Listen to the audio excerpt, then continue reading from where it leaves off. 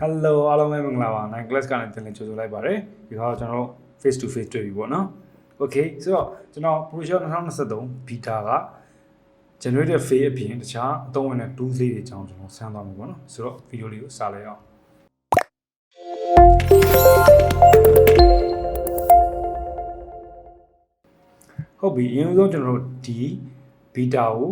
download လုပ်မယ်ဟုတ်ပြီနော်ဆိုတော့ကွန်ပျူတာထဲမှာမရှိသေးဘူးဆိုရင်ကျွန်တော် video အောက်က description မှာ link ပါတယ်အဲ့ဒါနဲ့ down ပြီးတော့ကျွန်တော်တို့ Adobe software တွေ install လုပ်တဲ့ folder ထဲမှာတွားပြီးထည့်ပြီးပေါ့နော် paste ချလိုက်ပေါ့ဆိုတော့ပြောချင်တာကအရင်ဆုံး Photoshop 2023 install လုပ်ရဆိုရင်အရင်ဆုံး uninstall လိုက်ပါပြီးမှဒီ version ကို copy paste လုပ်ပါဒါကကျွန်တော်တို့ install လုပ်စရာမလိုဘူးเนาะဆိုတော့တခါတည်းsoftware install လုပ်ပြီးသား file တွေကို copy paste လုပ်ရုံပဲပြီးတန်းသုံးလို့ရတယ်ပေါ့နော်နောက်တစ်ခုပြောချင်တာကကျွန်တော် generative face သုံးမယ်ဆိုရင် Adobe account ရှိဖို့လိုပါမယ် Adobe account ဖောက်ဖို့အတွက်ဆိုရင်တော့ကျွန်တော်တို့ Gmail လိုမယ် Gmail နဲ့ကျွန်တော် Adobe Creative Cloud မှာကိုယ့်ရဲ့ account တစ်ပေါ့နော်တွားပြီးဖွင့်ထားမယ်ဆိုရင်ဒီ Photoshop နဲ့ချိန်ပြီးတော့ကျွန်တော် generative face ကိုသုံးလို့ရမှာဖြစ်ပါတယ်ဆိုတော့ကျွန်တော်စလိုက်အောင်အရင်ဆုံးကျွန်တော်ဒီမှာဒီလက်နဲ့ပေါ့နော်ပကံပြောင်းခံထားတဲ့ပုံလေးရှိမယ်ဆိုတော့ဒါကျွန်တော် chef တယောက်ရဲ့လက်ပေါ့လေအရင်ဆုံးကျွန်တော်ဘာကိုပြချင်လဲဆိုတော့တော်တော်များများကလာတာနဲ့ဒီ generative face ကိုပြပြီးပြကြတာနော်တကယ်တော့တခြားအသုံးဝင်တာလေးရှိသေးတယ်အဲ့ဒါကျွန်တော်အခုပြချင်တာဒီပုံကျွန်တော် crop နဲ့ကြီးလိုက်တယ်ပေါ့နော်ပြီး control click နှိပ်လိုက်တယ်ဒါဆိုရင်ရှိတဲ့ pixel တွေကို selection ပေးသွားမယ်ပြီး control shift i ကိုနှိပ်လိုက်မယ်ဆိုရင် selection ပြောင်းမြင်ဖြစ်သွားမယ်ဟုတ်တယ်နော် selection ပြောင်းမြင်အောင်ကျွန်တော် fade မယ်ဘာနဲ့ fade မလဲဆိုရင်ဒီအောက်မှာ2ရှိရသလား generative face 2ပါအမြင်နဲ့ပါလိမ့်မယ်ဖွင့်တာနဲ့ကျွန်တော်အဲ့ဒီထဲမှာ face selection ဆိုတဲ့ဒီ2လေးကိုနှိပ်လိုက်မယ်ဆိုရင်ဒီမှာကျွန်တော် fade လို့ရတဲ့ option တွေအများကြီးရှိတယ် gray တွေ white black တွေ color တွေကျွန်တော်က content aware fade နဲ့သွားလိုက်မယ် content aware fade နှိပ်လိုက်မယ်ဒီ2ကငကိုရဲ့ position မှာရှိပြီးသားဒါပေမဲ့အောက်ကဘာမှမပါလာတော့ပိုသုံးပြစ်သွားတယ်ပိုလွယ်သွားတယ်ဆိုတော့ပြချင်တာဒီမှာကျွန်တော်တို့ content aware fade ကိုယူထားပြီးတော့ okay နှိပ်လိုက်မယ်ဆိုရင် Photoshop auto ကျွန်တော်ဒီလိုနေတဲ့နေရာတွေကိုဖြည့်ပေးလိမ့်မယ်ပေါ့နော်ဒီရှိပြီးသားဓာတ်ပုံကနေပြီးတော့ကျွန်တော်ပြန်ပြီးတော့ reference ယူပြီးတော့ဖြည့်ပြဖြစ်တော့တော်တော်လေးအဆင်ပြေတယ်ဆိုတော့မဟုတ်လားကျွန်တော်လက်မောင်းကိုကျွန်တော်တို့ပြန်ဖြည့်ပြီးသွားပြီဟုတ်လားဒါဆိုရင်ကျွန်တော်တို့တစ်ခါလေးမှာနည်းနည်းလေးပို့ပြီးတော့ပုံကြီးကျင်တယ် automatic edit ပြီးသားလေးဖြစ်ချင်တယ်ဆိုရင်တော့ content aware field သုံးလို့ရတယ်ဒီအောက်မှာပါတယ်ဆိုတော့ဒီ version မရှိတဲ့လူတွေအတွက်ကတော့ကျွန်တော် edit ထဲမှာ content aware field ကိုကျွန်တော်ရှိပါတယ်လို့ selection မပေးရတော့တော့နှိပ်လို့မရဘူးပေါ့နော် selection ပေးတာနှိပ်လို့ရပါတယ်ဟုတ်ပြီနော်ပြီးရင်ကျွန်တော်တို့နောက်ထပ်သွားမှာက generative field ပေါ့ဟုတ်တယ်နော်ကျွန်တော်ဒီ AI tools ကိုအသုံးပြုပြီးတော့လိုချင်တဲ့ပုံတွေလာထည့်လို့ရတယ်ဆိုတော့ကျွန်တော်လုံးဝသုံးကျင်နေပြီကျွန်တော်လည်းအခုစမ်းသုံးတာဖြစ်တဲ့အတွက်အားလုံးကျွန်တော်တို့လိုက်လို့ကြည့်ဖို့ကျွန်တော်ဖိတ်ခေါ်ချင်ပါတယ်ဆိုတော့ပိုတဲ့နေရာလေးကျွန်တော်အဖြူနေပဲဖြစ်လိုက်တယ်နော်ဘာလို့ဆိုတော့အဖြူကြီးဆိုတော့ဖြည့်လို့လွယ်တယ်လေပြီးရင် selection ပေးပါမယ်ဒီလိုကျွန်တော်4000 selection နဲ့ပဲသွားလိုက်မယ်နော်ကျွန်တော်ဘာလုပ်မလဲဒီထဲမှာ selection မှတ်ပြီးတော့ဒီဘောက် switch ချလာမယ်နော်နည်းနည်းလေးမရှိတော့လို့လေသူက generative field နှိပ်လိုက်မယ် account မဖောက်ထားရင်ကျွန်တော်တို့နှိပ်လို့မရပါဘူးကလေ account ဖောက်ထားတယ်နှိပ်လို့မရဘူးဆိုရင်ကျွန်တော် VPN ဖွင့်ကြည့်ပါကွန်ပျူတာမှာ VPN ကို US ထားကြည့်ပါအဲ့ဒါဆိုရင်ရပါလိမ့်မယ်ပြီးရင်ကျွန်တော် generative field နှိပ်လိုက်မယ်ဒီမှာကျွန်တော်ဘာထည့်ခြင်းလဲထည့်ခြင်းတော့စာရရမယ်အင်္ဂလိပ်လိုပဲရပါမယ်ဆိုတော့ wine bottle with glasses ဟုတ်ပြီနော်ပြီးကျွန်တော်ဘာရအောင်လဲ super realistic လား super realistic ဆိုတာကကျွန်တော်လုံးဝတကယ်အပြင်ကဓာတ်ပုံတိုင်းပဲလိုချင်တယ်လို့ပြောတာဖြစ်တယ်ဆိုတော့ prompt လို့ပြောမယ် trick လေးပေါ့နော်ပြီးတော့ဒီ generative face ကြာခြင်းကကြတော့တယောက်ရဲ့တယောက်မတူဘူးဘာလို့ဆိုတော့စက်ပုံမူတည်တယ်ကိုယ်ကွန်ပျူတာ graphic ကကောင်းကောင်းစိုက်ထားရင်တော့ပိုပြီးမြန်တယ်ပေါ့နော်ကျွန်တော်ကတော့2060 palette super ပေါ့နော်ဆိုတော့တော်တင်လေးတော့မြန်တယ်ပေါ့ပြောမယ်ဆိုရင် okay ကျွန်တော် face ရပြီအဆင်ပြေလားကြည့်အောင် okay အဆင်တော့ပြေတယ်သူဂိမ်းဆော့သလိုပဲဗျထီတိုးသလိုပဲ result ကိုမသိအောင်ဘာရမလဲဆိုတော့လောဆိုတော့သူထည့်ပေးလိုက်တာကောင်းသလိုနဲ့နောက်နေသလိုပဲကျွန်တော်တို့နည်းနည်းမှန်ပေါင်းကြောင်နေရောက်နေပေါ့နော်ဒါပေမဲ့စိတ်မပူပါနဲ့ကျွန်တော် variation လေးရှိပါတယ်သူက3 version အမြဲတမ်းပေးတယ်အဲ့တော့ကျွန်တော် client ရဲ့အကြိုက်ပေါ့နော် okay ဒီမှာဆိုကျွန်တော်သူကအောက်ကပကံပြားကိုပါ edit လုပ်ပေးလိုက်တယ်ဆိုတော့ကျန်းအောင်ကျန်းဒီ AI ကမနောက်ဘူးမှာကျွန်တော်အဖွင့်ပိတ်လုပ်ပြရမယ်စီပကံပြားကိုပါ edit လုပ်ပေးလိုက်တယ်ကဲနောက်ဆုံးတစ်ပါးရှင်းကနည်းနည်းအဆန်းကြီးလားလို့ဖျောင်းနိုင်နေတာဒါမှမဟုတ်ကျွန်တော်တို့ဘယ်လိုပြောမလဲ wine blend ကဘူးစိုးတွေပဲပါတယ်ဆိုတော့ဒီ option လေးကတော့တိတ်ပြီးတော့အဆင်မပြေလိုက်ဘူးเนาะခေါင်းတော့ဒီ option ပဲဆိုတော့တော်တော်လေးကိုခေါင်းတယ်လို့ပြောလို့ရတယ်ဆိုတော့ design တစ်ခုလုပ်တော့မယ်ဆိုကျွန်တော်ဒီလိုမျိုးပုံရပြီဆိုရင်အယူဆုံးစာလေးရွေးလိုက်မယ် ဟုတ်ပြီနော်စာလေးထည့်လိုက်ဟုတ်တယ်မလားဒါမျိုးလေးပြီးရင်ကျွန်တော်တို့လိုချင်တဲ့နေရာလေးထားလိုက်မယ်စလုံး site လေးသေးလိုက်မယ်ဒါပဲလေဟုတ်ပြီလားကျွန်တော် design ကိုပို့ပြီးလွယ်ပြီးပုံမြင်အောင်လုပ်လို့ရတယ်ဒါပေမဲ့ AI ကိုပဲအမြင်နဲ့အားကိုးဖို့တော့ကျွန်တော်မပြောဘူးကိုကြီးကိုသွေးကြပါတယ်ဆိုတော့နောက်တစ်ပုံကိုတွားရအောင်နောက်တစ်ပုံမှာကျွန်တော်တို့ဒီ generative field ကိုမပြခင်ဘာကိုပြချင်လဲဆိုတော့ကျွန်တော်တို့ layer background ကိုဖျောက်လိုက်မယ်ပြီးရင်ဟောဒီမှာ adjustment tool တွေပါတယ်ဗျဒီ version ပါလေ adjustment tool က preset တွေပါလာတယ်အရင်ကမရှိဘူးတော်တော်မိုက်တယ်ဘယ်လိုမိုက်လဲဆိုတော့ပြမယ်နော် adjustment preset ကိုကျွန်တော်ဒီမှာဖွင့်လိုက်မယ်ဆိုရင် more ဆိုတာရှိတယ် more ပါဖွင့်တာအဲကျွန်တော်ဒီမှာအများကြီးပဲသူလားခေါင်းစဉ်တွေနေရှိတယ် portrait landscape photo repair creative black and white cinematic ဆိုတော့တစ်ခုချင်းလိုက်မစမ်းတော့ကျွန်တော် portrait လေးစမ်းကြည့်အောင်ဒီ portrait ကဒီသူကလည်း portrait လေးဆိုတော့လေ portrait မှာကျွန်တော် black and white ရှိတယ် classic ဒီမှာ moody ပါညာရှိတယ်နော် moody blues တဲ့ moody blues ဆိုတော့ကျွန်တော်အပြာရောင်တန်းပါပေါ့နော်ပုံကမိုက်ရလားပိုကောင်းသွားတယ်ပုံလေးတော်တော်မိုက်တယ်နော်မကြည့်ဘူး okay နောက်တစ်ခုလောက်စမ်းကြည့်အောင် black and white neon photo repair creative မှာပါရှိမယ် color pop ကကြတော့ကျွန်တော်ရှိပြီးသား color တွေကိုကျွန်တော် vibrant နဲ့ပို့ပြီးတင်ပေးလိုက်တာပေါ့နော်တိတ်အခက်ကြီးတော့မဟုတ်လို့ရတာတို့ပေမဲ့ one click နဲ့ဆိုတော့လည်းအဆင်ပြေတယ်ပေါ့နော်ကျွန်တော် group and content delete လိုက်မယ်နော်တော့ကျွန်တော်ဒီမှာဒီ moody blue လေးတော်တော်အဆင်ပြေတယ်ဆိုတော့ဒီနှစ်ခုကို control E နဲ့ပေါင်းပလိုက်မယ် layer တစ်ခုပဲဖြစ်သွားရပြီဆိုရင်ကျွန်တော် property ပြန်သွားလိုက်မယ်နော်ဆိုတော့ adjustment tool တွေတော့ဆန်းနော်သုံးလို့ရတယ်ဆိုတော့ကျွန်တော်ကဂျားပြက်လေးပြတယ်ပြီးရင်ကျွန်တော်ဒီပုံဘာလုပ်မလဲဒီမျိုးသမီးရဲ့မျက်နှာကိုကျွန်တော် Asian Chinese မျိုးသမီးတယောက်ရဲ့ခေါင်းနဲ့ချိန်မယ်ပေါ့နော်ဘာဖြစ်လို့ချိန်ရတာလဲဆိုရင်ကျွန်တော်အလုပ်တွေမှာအမြဲတမ်း stock photo တွေသုံးရတယ်လေ stock photo တွေကလာလိုက်ရင်ဥရောပမျက်နှာတွေနဲ့လာတယ်အဲ့ဥရောပမျက်နှာတွေကျွန်တော် Asian look နဲ့ပြန်ပြောင်းရတာအလုပ်တစ်ခုဖြစ်နေတယ်ပေါ့နော်ပြီးတော့လက်ဝင်နဲ့ပုံရှားတာကတ်တယ်ပြီးတော့ position ဘာညာအဲ့ဒါတွေကစတကယ်ကွက်တိဖြစ်အောင်ရှားဖို့ကတော်တော်လေးဘယ်ပြောမလဲလက်ဝင်တယ်ပေါ့နော်ဆိုတော့အချိန်ကုန်တယ်အဲ့ဒါကြောင့်ကျွန်တော်ဒီမှာဒီ generative field ကိုသုံးပြီးတော့စမ်းကြည့်မယ်ဆိုတော့ selection ပေးပြီးပါပြီ generative field မှာကျွန်တော်တို့ happy Chinese woman looking down her phone super realistic တခြား prompt တွေထည့်ချင်ထည့်ပါတော့ဟိုတည်ရင်တည်တယ်လို့ကျွန်တော်ဒီလောက်ပဲပြီး generate လုပ်လိုက်မယ်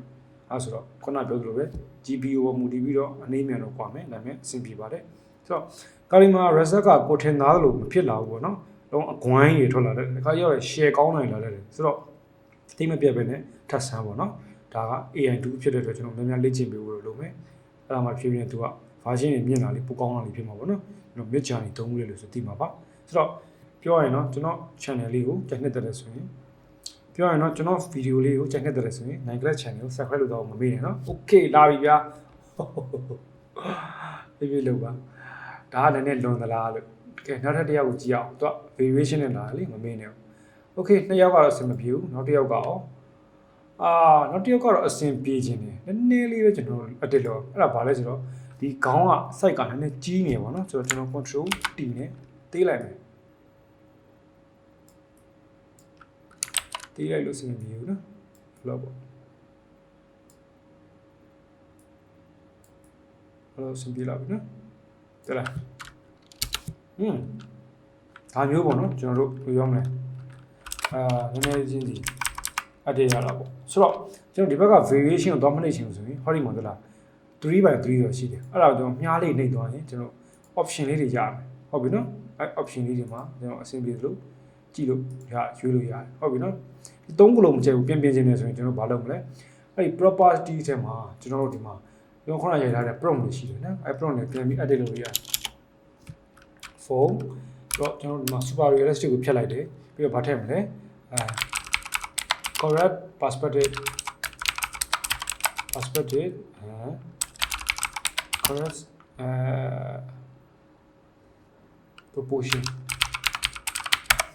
proportion ဆိုတာဗျာကျွန်တော်ကိုနီကိုဟန်ထားပါတော့နည်းနည်းမှန်ရမယ်ပေါ့ perspective လို့ပဲပြီးရင် generate ကိုပြန်နှိပ်လိုက်ဒါဆိုရင်ကျွန်တော်နောက်တစ်ခေါက်ပြန်ပြီး edit လုပ်ပေးတယ်သိရှိတယ်နော်လုံးဝသိရှိတယ် result လေးနည်းနည်းလေးလိုအပ်တာလေးတစ်ခုပဲဆိုတော့စမ်းကြည့်တာပေါ့ဟုတ်ပြီကျွန်တော်ဒီ Photoshop မှာဒီ2ပါလာတာကအချိန်ကုန်သက်သာသေးတယ်အများသောအားဖြင့်ကျွန်တော်တို့ဒီ client ပေါ့နော် first draft ရတဲ့ခါမှာဆိုရင်ဒီကောင်တော်တော်လေးအဆင်ပြေတယ် first draft ကိုကျွန်တော်စာရိုက်ပြီးတော့ပုံရှာလိုက်မယ်ပြီးရင်အဲ့ပုံကိုနည်းနည်းအယောင်လေးချိန်စာလေးထည့်ပြီးပြလို့ရတယ်ဟုတ်ပြီနော် okay ဒီ version ကလည်းနည်းပိုကောင်းလာပြီလို့ကျွန်တော်ခံစားရတယ်တွေ့လားနည်းနည်းစိတ်ရှည်ဖို့ပဲလို့နောက်တစ်ယောက်ကိုကြည့်အောင်ဒီပုံကတော်တော်အဆင်ပြေတယ်မျက်လုံးလေးတွေအဆင်ပြေတယ်တခုပဲဒီတစ်ယောက်ကရောဒီတစ်ယောက်ကတော့ဘယ်လိုပြောမလဲအမှန်ဆုံးပဲ proportion ရော perspective ကို lighting ရောအမှန်ဆုံးပဲနော်ဒီဘယ်လိုပြောမလဲသူ့ရဲ့ဒီ face ကဒီဘယ်လိုပြောမလဲ element တွေနည်းနည်း site ကြီးသေးရတော့ဒါက Chinese women တွေရဲ့ဘယ်လိုပြောမလဲပုံဆိုတော့နော်ဒါကြောင့်လက်ခံလို့ရတော့တယ်ဒါရှိတယ်ကြည့်ပါဦးကျွန်တော်ပထမဒါဘယ်လိုပြောမလဲကျွန်တော်မြန်မာရုပ်ပေါက်နေတဲ့ထိုင်းရုပ်ပေါက်နေတဲ့မျိုးသမီးကနေတရုတ်မျက်နှာရုပ်ပေါက်သွားပြီတွေ့လားတာဒါ AI ဆိုတော့အဲ့ဒါပါပဲခင်ဗျာဟုတ်ပြီနော်အဲ့တော့ကြိုက်တယ်ဆိုရင်လက်မလေးနေလို့ရတယ်မကြိုက်ရင်တော့down thumb နေလို့ရတယ်ဗောနော် fold down ဟုတ်ပြီဆိုတော့ဒါဆိုရင်ကျွန်တော်လူခေါင်းတွေပြောင်းလို့ရပြီနော်ကျွန်တော် edit လုပ်တဲ့အချိန်မှာပြီးရင်ကျွန်တော် adjustment တူနဲ့ပုံရဲ့ဒီ quality တွေအကြောင်းတွေတုံးတွေမှုတွေပြောင်းလို့ရသိပြီကျွန်တော်နောက်ဆုံးတစ်ခုကျွန်တော်လုပ်ကြည့်အောင်နော်ဒီကောလည်းနည်းစားမယ်ဒါက dancer ပေါ့နော် street dancer တယောက်ရဲ့ကျွန်တော်ပုံပေါ့လေသူကနေပေါ့ဆိုတော့ zoom in ဝင်ပြီးတော့ကျွန်တော်ဘာလုပ်မလဲဆိုတော့ဒီမှာ lasso 2အောင်မှာ polygon lasso 2ကိုယူလိုက်မယ်ပြီးတော့သူအင်ကြီးမှာကျွန်တော် selection လေးပေးမယ်အဲ့ဒါဘာလုပ်မှာလဲဆိုတော့ကျွန်တော်ဒီအင်ကြီးမှာကျွန်တော် sticker ထည့်မယ်ပေါ့နော်နောက်ပိုင်းဆို sticker ကျွန်တော်တို့ဒီ mock up တွေပါတယ်ဆိုရင်ဒီမှာကျွန်တော်အင်မှာလာပြီးတော့စမ်းကြည့်လို့ရပြီပေါ့ဟုတ်ပြီလားဆိုတော့လုပ်လို့ရသမျှအကုန်စမ်းမြဟုတ်ပြီနော်ဟုတ်တော့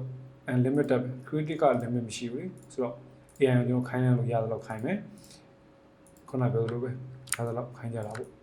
ရပြီဆိုရင် selection ပေးပြီးတော့ generative frame မှာကျွန်တော်နှစ်ရအောင်ဘာနိုင်မလဲဆိုတော့ do there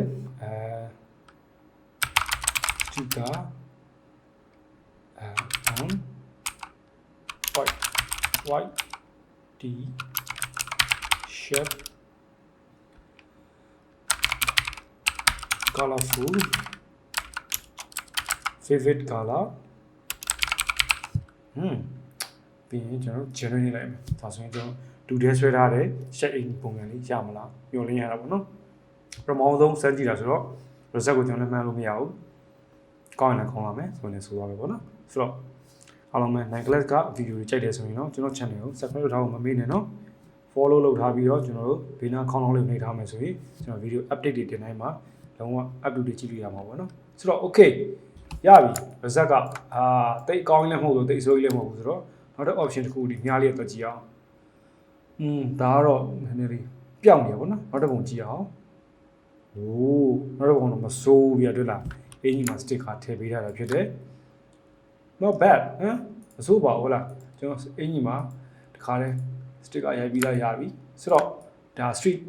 dance မှာပေါ့နော် street wear အင်ကြီးနဲ့လိုက်တယ်ဆိုတော့ဖနက်လေးကိုတစ်ခါထပ်ပြီးတော့ edit လုပ်ကြည့်အောင်ဒီတစ်ခုတော့နည်းနည်းလေး tricky ဖြစ်မယ်လို့ကျွန်တော်ထင်တယ်ဘာလို့ဖနက်ကတော်ထင်တယ် selection ကိုပို့ပြီးပေးမှရမယ်ဒီခါလေးမှာသူက site ကအကြီးသေးတယ်မတူတော့ဘူးဟုတ်ပြီနော် selection ပေးလိုက်ပြီ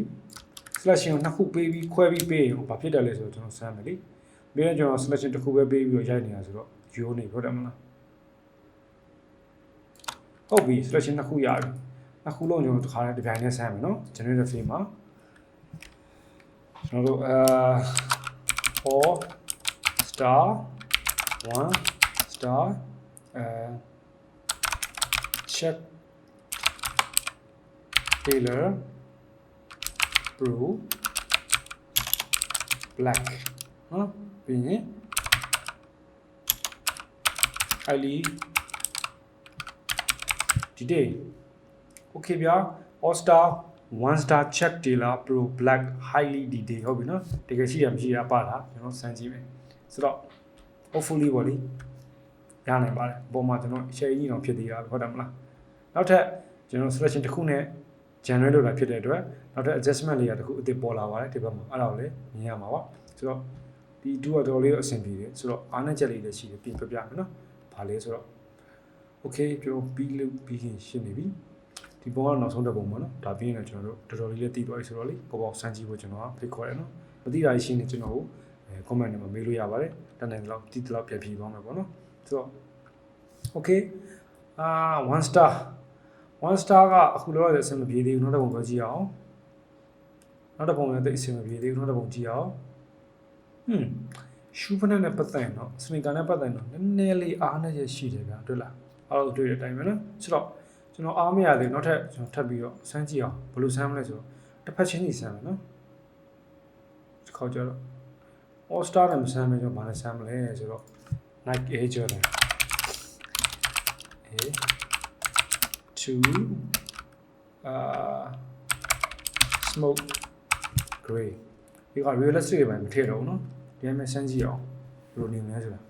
ကာလီ prompt များလို့ရှိရင်သူကပုံတွေအများကြီးရှာရတာရှုပ်သွားပြီးတော့မလှတော့ဖြစ်တတ်တယ်ပေါ့နော်ဆိုတော့ tan say လုံပေးပေါ့ကျွန်တော် prompt တွေထည့်တာသတိထား keyword တွေထည့်တာသတိထားပါနော် okay ဆိုရင်ဒီကောင်းဟင်းတော့အဆင်ပြေလောက်ပါတယ် bam ဒီလားဒါဆိုရင်တော့မစိုးပြောရမယ်နောက်တစ်ပုံတော့ကြည့်အောင်ကျွန်တော်ပြောလိုက်တာတော့ Air Jordan ဒါပေမဲ့ all star 1 star van တွေဖြစ်နေတယ်ပေါ့နော်ဆိုတော့ကဲ AN ရဲ့အတိညာဒီလောက်ပဲရှိပါတယ်ဆိုတော့အားလုံးလည်းဒီဗီဒီယိုကြည့်ပြီးတော့သဘောပေါက်နားလည်လိမ့်မယ်လို့မျှော်လင့်နေကိုယ့်ဘက်ကိုညင်ရှိသလောက်နားလည်သလောက်ထပ်ပြီးတော့အသုံးချသွားပါလို့ကျွန်တော်ပြောရင်းနေပဲဗီဒီယိုလေးကိုဒီမှာအဆုံးသတ်ချင်ပါတယ်ဆိုတော့အားလုံးပဲကျေးဇူးတင်ပါတယ်ဆုံးဖြတ်ကြည့်ပြီးတဲ့အတွက်နောက်ထပ်ဗီဒီယိုမှာပြန်လည်ဆုံတွေ့ကြတော့ပါဗျာ bye bye guys see you